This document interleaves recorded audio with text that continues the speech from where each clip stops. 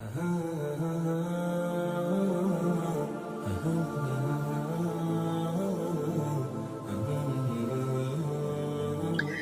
اسماعیل اللہ تبارک و تعالیٰ کے وہ نبی ہیں جن کی اولاد میں اللہ تبارک و تعالیٰ نے نبی آخر الزمان احمد مصطفیٰ مجتبی صلی اللہ تعالی علیہ وسلم کو پیدا فرمایا۔ اللہ اکبر۔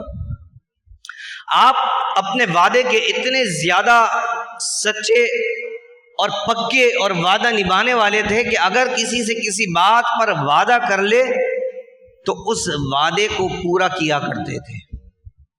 ایک مرتبہ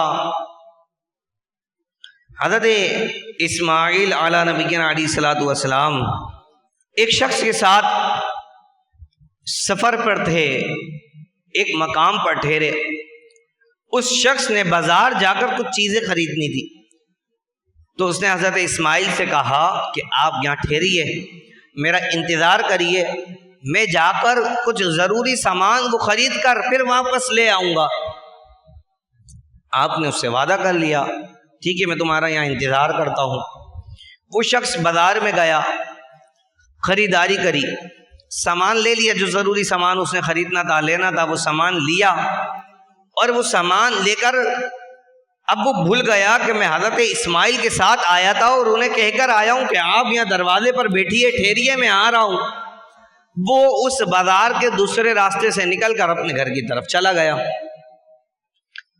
ایک دن گزر گیا، دوسرا دن گزر گیا، تیسرے دن اسے یاد آیا کہ میں بازار جب سامان لینے گیا تھا تو میرے ساتھ حضرت اسماعیل بھی ساتھ گئے تھے اور میں انہیں فلاں مقام پر ٹھہرا کے گیا تھا۔ اب وہ شخص اس مقام پر پہنچتا ہے تو دیکھتا ہے کہ حضرت اسماعیل اسی مقام پر موجود ہیں۔ اللہ اکبر۔ وہ شخص حیران ہوا، اس نے پوچھا کہ آپ گھر نہیں گئے، آپ چلے کیوں نہیں گئے؟ تو آپ نے فرمایا میں نے تم سے وعدہ کیا تھا کہ میں یہاں ملوں گا، تو میں 3 دن سے تمہارا یہاں انتظار کر رہا ہوں۔ اللہ اکبر۔